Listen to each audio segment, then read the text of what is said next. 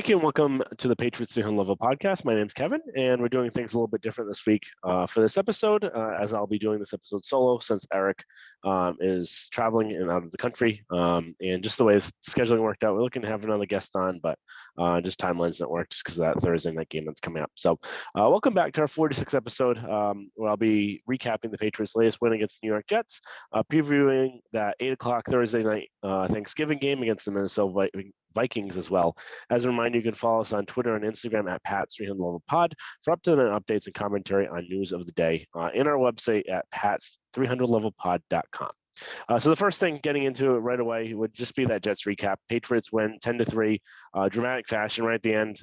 Marcus Jones returning the punt with 5 seconds left at the end of it to kind of seal off the Patriots win, and the Jets didn't really have much time to really do anything else after that. So pretty much watching the game, and I was at the game, like pretty much every home game, and the weather was really a big impact. We'll get into that in a little bit on, but I don't think the weather is such a big impact where you would have a 3-3 score going into it, where I don't think it fully killed things like that Buffalo Bills game last year where we were having crazy 50-mile-per-hour winds. But it was still played a significant factor. But especially the first quarter, it was really tough to watch this game. Just really no fluidity at all, where the Jets would kept going 3-out, which is great. But the Patriots offense didn't really show much fluidity as well in that. But we'll get on to that in a little bit. That things did start. There were plays in the right direction. So the first thing I wanted to get into was just the offensive line. And I think that's been really the story of this whole season, where the offensive line is what is holding back this team a lot, besides play calling, route running, route timing, that sort of thing, where Mac is not having time to really throw the ball. On his 6 sacks that he had taken, which was a lot for a game, he had less than 3 seconds to throw the ball, which is insane. You can't go going through your reads, making decisions. Hell, the wide receivers aren't quick enough to get open in that time frame. So the offensive line has to do better. I was hoping coming out of the bye that they were going to clean a lot of things up, and you just go right into it, and Trent Brown's not playing. And there's kind of conflicting reports out there. There was after the game saying that he had an illness, but then Belichick's comments saying it was a coaching decision, and some other people are speculating that maybe something happened at the bye where he was getting kind of punished for a quarter or whatnot, and that's why Wynn started in his place. But again, the offensive line did not look good. Mac was under a ton of pressure and had to make a lot of quick throws, and a lot of times there was nothing there for him to go to. So until the offensive line gets solved, and I'm kind of at a loss for what to do, especially with Dave Andrews going down, where it looks like reports may have been overestimating how long he'll be out for. According to Zolak, he was saying today that the injury may not be season ending, but we'll have to see. But they need to do something. I don't know how much you can coach this up where they just haven't looked right this whole time, but hopefully there'll be something that can come out of it. And then they're also losing Wynn, but which isn't that big of an issue, especially because he hasn't really shown much this year. That's the first thing. Offensive line was atrocious. Again, that kind of falls on the players, and also I would say the coaching staff, because I don't think these players are that bad. A lot of teams would want to have some of these players. It's not like you see some of the teams out there that are horrendous. You're like, these players can't play. We know they can play. Is it just they're not getting coached the right way? Is it just underperforming? What's the reason for it? So again, losing Andrews he's a big cog in that offensive line, and they did look like they're making progress before he went down. So potentially that could be maybe a silver line, but why it hasn't progressed as much. Mac Jones, I actually think you look at 3 points and you say, oh, Mac, I heard it in the stands. People behind me and people next to me saying, oh, this kid stinks. It's 2 bad quarterbacks in this game. He actually wasn't that bad. A lot of the reasons for the drive stalling weren't his fault. It's untimely mistakes, penalties, plays is getting blown up right at the line. Sacks where he didn't have enough time to throw. I would say maybe there's 1 or 2 sacks where it's his fault, but you have that pretty much every game with really any quarterback. But the offensive line was, I think, the biggest part of that. So I think actually Mac looked really good. He was really efficient. He was, I think, 23 of 27, over 200 yards. Actually, no. Yeah, I think over 200 yards passing. Um, and I think he actually looked pretty efficient in this. And you actually look at the Jets defense, and this is the second most passing yards allowed this season by the Jets defense. So that just really shows you how good that defense is. Um, and we had mentioned before, the Jets defense is really good. So if the offense didn't put up 25, 30 points, it wasn't that much of a concern because we knew going in this is a top 10 defense. They're pretty good. So going into the next thing, the play calling, I think this is what really hindered them. Well, besides the offensive line, I think the offensive line is the top priority, but play calling as well, where you would see them get into after I'd say the first quarter into pretty good rhythms where they'd be under center, they'd be doing play action, they run the ball, and they would have a really good tempo with it, and then all of a sudden they go shotgun and either run or try and spread them out, and it just wasn't working. Where the thing where with Patricia, where I'm starting to get a little bit more and more frustrated with, is that there are growing pains, and I'm not expecting to be perfect or anything like that. It doesn't seem like the flow he is grasping yet on play calling, and I said I was going to trash him last night. I do like some of the stuff that they put in place. So whether that's him, whether it's Bill, I don't know. So I can't fully say for certain, but I am starting to get to the um, kind of decision point where you may have to make a move at the end of this year. And again, we there's plenty of games left where maybe I might be changing my mind then. There's still plenty of time left. So he might do more at the end and it'll say, actually, he's not that bad. But right now, it's just looking like he doesn't have the flow of calling a game where when you start getting things going, they completely go away from it. And they did have some nice wrinkles. They had the two tight ends in the backfield spot. That was a nice wrinkle. I really like that, getting them more involved that way. And that was kind of the most interesting part. More play action. They had that play action toss. But again, I just don't feel like it flowed that well. The amount of shotgun that he puts in there, it's I just feel like he's doing it to do it. I don't really think he's thinking of why he's calling something all the time. And again, we have to see how this continues. I'm really interested to see how they play against the Vikings. Is going to be pretty tough because it is a Thursday night game, so there's not pretty much game. There's not really any game plan going in there. But I want to see how this offense looks against a non-top, about an average defense. So not a terrible defense where we know that they can score on like the Lions. But I want to see if they make strides against a not superior defense. Keys to the game, obviously, no turnovers. That's kind of the biggest thing. When you have a low-scoring game, you can't have any turnovers. And that was really important for Mac. This is his first game, I think, this year we have a single throw that was even a turnover-worthy throw. So that was really good. And again, the wind, you probably couldn't really see it on TV, but it was blustering. It was about 30-mile-per-hour winds. It was really cold because of that. And then if you actually watch in warm-ups, Zach Wilson tried throwing a go route, and we know he has a great arm, and the wind just completely took it. And there are kicks that were happening before the game where they're completely getting hung up on the wind. And you even saw that on Nick Folk's miss, his first one, where it was like a 44-yard kick, and the wind completely killed the ball off. So the wind played a decent factor where you pretty much eliminated about half the playbook, where you couldn't do any more than maybe 15, 20, 30 yards field. You couldn't do those deep passes. So I think that also maybe kind of constricted what the offense could have done. Switching gears, looking at the defense, it was an awesome performance by them. 100 yards total offense for the Jets on there. Less than negative 20 yards. I think it was like negative 26 or 27 yards passing in the second half. Wilson, though, just looked completely clueless. I'm not sure if he's just seeing ghosts against the Patriots, or they really got him dialed down. And the Patriots do that with different quarterbacks. Even Justin Herbert seems like Bill likes facing. So this might just be a player that they know how to face. But he was not comfortable. He was airballing a whole bunch of throws, just was not right.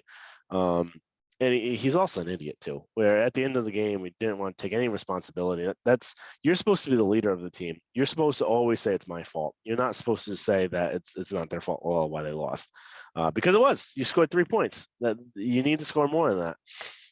You can't be relying on like a special teams kick in order to do it.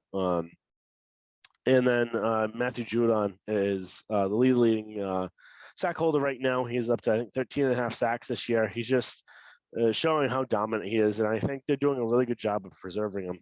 He's not playing 100% of the time anymore.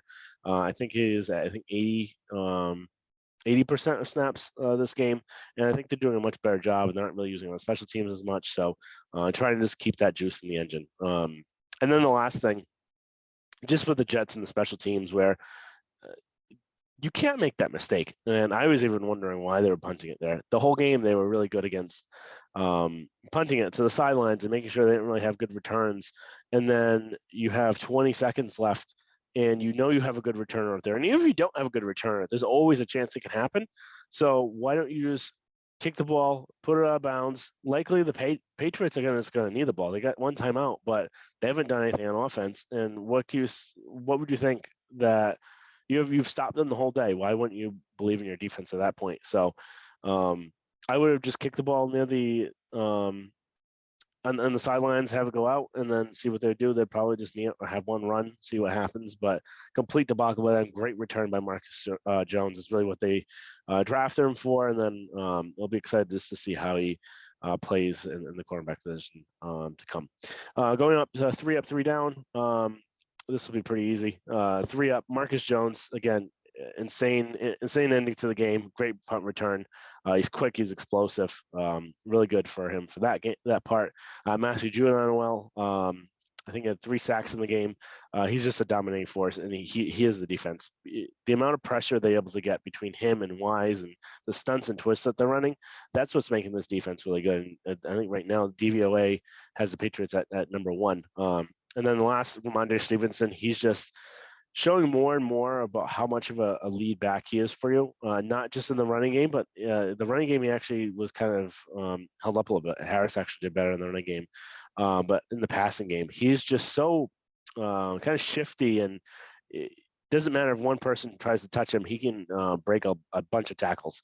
So Stevenson just showed again why he's one of your best offensive players, probably the best offensive player you have. And then 3 down, Cole Strange. He just got manhandled again, the second time against the Jets. I'm not going to rip him too much just for this because that's a really hard matchup he was going against, and he is a rookie. He just needs to get some more size on him. It's going to take some time. So even though it was down, he's been playing pretty bad. He's been going up against really good people. So I'll be interested to see how he goes against a normal kind of defensive tackle or edge guy, that sort of thing. Nick Folk missed 2 field goals. Can't have it. It's just, you can't. I'm not fully blaming him on it. The wind was insane, but just missing 2 field goals. But I don't think it's any sort of sign to come. That first one just completely died down from the wind, and then the other one, I think he just needs to start more right and take into more account of the wind. But you're not going to be kicking like this all the time, so I'm not too concerned. And then Yannick Kajus, he's just not really showing you much at the right tackle position. Not bad in the run game. This game wasn't great, and then I feel like his arms are too short of arms in order to be a good pass blocking tackle so far. So I wonder, maybe it could be something. I don't know if they've explored it yet. Maybe he might be better on the inside, but who knows? We'll see. All right, going around the league. Just a few different games to recap. Titans win against the Packers. That pretty much kills the Packers' chance of making the playoffs this year. Bills beat the Browns. They had to travel due to that blizzard, and almost actually could have lost this game. It was actually pretty close, especially Browns were up early on this game. But Josh Allen, again, I think 2 interceptions this game, and that's something to watch out for, where they're kind of looking a little bit more human now. So it could be the elbow, could be just the travel, whatnot. Colts lose to the Eagles. That's making it tougher and tougher for them to try and make the playoffs. Where somebody was saying that they were thinking that the Colts were going to get the last spot. I don't think that's going to happen. Raiders beat Broncos. So this is probably leading to the fact where Hackett's probably going to get fired by the end of the year. You got 2 of the worst teams in the AFC West, and ended up going overtime. But yeah, nothing going well for him. Hackett took away the play calling responsibilities for himself. The offense still struggling. Russell Wilson's a disaster. Nothing's going to go over there until they get rid of both of them. Chiefs beat the Chargers. That's really good for the Patriots' playoff hopes. We'll get into that in a minute. But great ending to the game. Probably the one of the most exciting, just fun games to watch. Not most exciting. I think the most exciting was that punt return, but most exciting full games to watch on that slate yesterday. And the Vikings were crushed against the Cowboys 40-3. And they also lost their starting left tackle to another concussion. We'll get into that a little bit too. So going into the playoff picture right now with that Patriots win and Cincinnati's win, Patriots actually moved up to sixth in the seeding right now. And it's pretty tight. It's you got Kansas City up top. They're probably going to run away with it. They're 8-2. And then you have in the second, third, and fourth, and fifth spot, all 7-3 records. Miami, Tennessee, Baltimore, Buffalo, and then for 6 and 7 is New England and Cincinnati at 6 and 4. With Cincinnati have the tiebreaker over the Jets, with the Patriots also having the tiebreaker over them. So pretty tight right now, but it's kind of where we thought they were going to be about. But again, like we had mentioned last episode, they are going to have to rattle off. Right now, they played 10 games. They've got 7 remaining. Realistically, you're going to want to get at least 10 wins in order to make the playoffs. I don't think the Jets can keep winning this. They really looked exposed in this game. And then the Chargers, I think this is going to start where you're going to see their coach will end up losing some of the games for them too. So I don't think they'll ever have anything really put together there. So pretty interesting to see going on. Now kind of previewing the Vikings. This will be probably pretty quick. Vikings are 8-2 so far, but is their record actually, are they as good as their record says? And we know that Parcells will just say you are what your record is. But I think you can only take that to a point where maybe at the end of the year you could say that, because if you look at who they beat, they haven't really done much. They beat the Packers at home, their first one, 23-7. Packers, we know, are really, really struggling. They haven't been that juggernaut, which they usually are. Lost to the Eagles, beat the Lions 28-24, beat the Saints 28-25, beat the Bears 29-22. Beat the Dolphins 24-16, beat the Cardinals 34-26, beat the Commanders 20-17, beat the Bills 33-30, and lost to the Cowboys 40-3. So if you're looking at all these, number one, the teams that they beat, none of them are great other than really the Bills. You could some say the Dolphins. I need to see the Patriots playing one more time with their defense to see, is it just people not knowing to stop? And we saw this against Kansas City. Teams just won't do enough to try and stop Tyreek Hill and maybe even Waddle. So I'm not a full believer yet. I'll have to see it really when I see it. But all those other teams, the Cardinals we know aren't any good. Commanders aren't any good. The Bears, again, aren't great. Saints aren't great. Lions aren't good. Packers aren't good. So really the only teams that they faced that were good. So let's say just the Eagles, the Bills, and the Cowboys and the Dolphins. I'll give the Dolphins that. They go 2-2. So they haven't really done much. And if you actually look at their points scored, points allowed, they're 15th in points scored, 20th in points allowed.